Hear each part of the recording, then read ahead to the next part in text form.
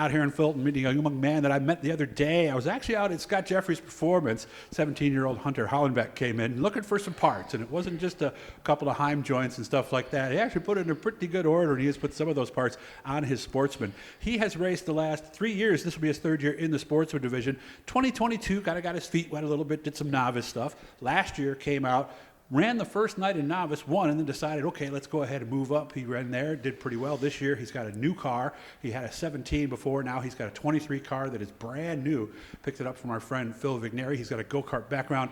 Hunter Hollenbeck joining us right now. And first of all, I got to say, man, this car's looking pretty good. Things are looking real good on this thing, aren't they? Yeah, we're definitely in good shape. A lot better than last year, and just about finished up here. How close are we to being done with this thing? And I'm going to zoom out while he's telling you so you can kind of see. You know, put all the hubs on, get some bearings, some shocks. After that, it's just about wait for the warm weather to come out and see how she runs. Do you have pretty much everything you need right now? Yes, I think pretty much, yes. So how do you balance working on that and going to school, because you're a senior at Hannibal, and how do you balance all this? Is it tough sometimes? School's always in the back of my mind. Guys got to get that done first. But once 2:15 hits, it's about the race car. Okay. So have you done all this yourself? Have you pretty much been a one-man operation out here putting this car together? Yes, I don't think I've had any help this year so far. Okay. How did you learn? How did you pick this stuff up? Kind of just bought a complete car and started racing. And once something broke, I learned how to fix it, and it was a good help. We got to this point. Are you pretty mechanically inclined? Have you always had a knack for that kind of stuff? I know I can put stuff together, but once it comes to some of the tougher engine and electrical components, I'm still learning there. Okay. And you started go-karts, so 8 years old with your dad, right? Yes. Did you two work as a team? Basically, did he teach you a lot of this stuff when you were doing the kart, or were you more of just a driver? I was always stripping it down, maintaining it, and just always right there working on it. Mm-hmm. Never just sitting in my room or anything. Okay.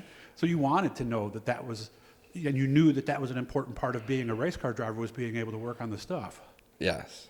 Were there some things your dad stressed to you about working on race cars? Are there some things you think of as you're out here in the shop and you're by yourself when you think about your dad?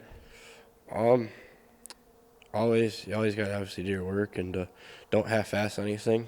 Always make sure it's done right, and just make sure it's all done right, really. So if you don't know for sure, take it apart and put it and do it again. So, by the way, unfortunately, Hunter lost his dad in 2018, so we do apologize for that. But you told me you still think about him a lot when you're at the racetrack. Oh yeah, every time, all night. Mm-hmm. Yeah, just always thinking what he would do or whatever. So what kind of stuff are you learning right now? Compare where you were, say, last year to that first season back in 2022. What kind of stuff did you learn? I pretty much learned the whole car. Like, had to take it all in at once, and starting to learn more of the technical stuff about electrical and how the engine is and what to fix and what's wrong, and just start more and more about setup, how these are, and not just about tightening bolts. You got to make adjustments and fix it the proper way. Yeah, because bringing it out the first night knowing everything's okay is one thing. Now the thing's pushing going into the corner, that's a whole different thing, isn't it? Yes, it's sometimes you just don't even know where to start with, and so you just gotta get help and try to win. A lot of people wonder about the state of the sport long term. They say they don't see a lot of young people like yourself getting involved, but I see things a little bit differently. I see a whole bunch of you young guys in the sportsman division. Do you all kind of lean on each other and help each other out a little bit? Oh yeah, we're always talking to each other, and if one has a problem, the other one's over there asking what's wrong and how they could help, and it's all just one big community. How much of it is learning how to fix the car and tune the car and change it, the handling, and how much of it is you actually driving the car out on the racetrack? Obviously, once you get home from a race or whatever, the next day, you're always out there. If you had a problem, what do I do to fix it? Or if it's not handling right, you're always thinking about that all week. Then probably once you got your maintenance done, then you're probably thinking about how to drive it, what can I do better. But you always start with maintaining and fixing it first, I think. And how do you know even where to start when you come into the shop some days? Well, some days you don't. Some days you might ask a friend, or you kind of throw something at it and hope it works. And how often do you guys lean on each other from the point of, hey, Hunter, I saw you out there. Looked like you were a little tight on the entrance. Do you guys share a lot of that stuff too?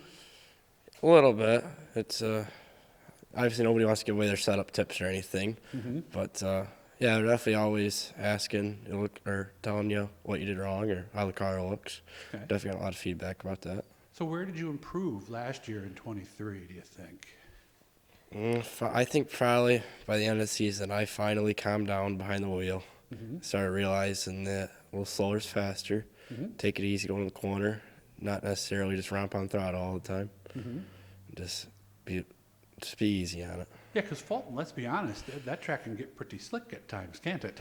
Yeah, I definitely, that's probably my biggest thing this year is overdriving every corner there, because hot laps, you can basically go wide open with a little brake tap, and once heats come around, it's different. You got to take it easy.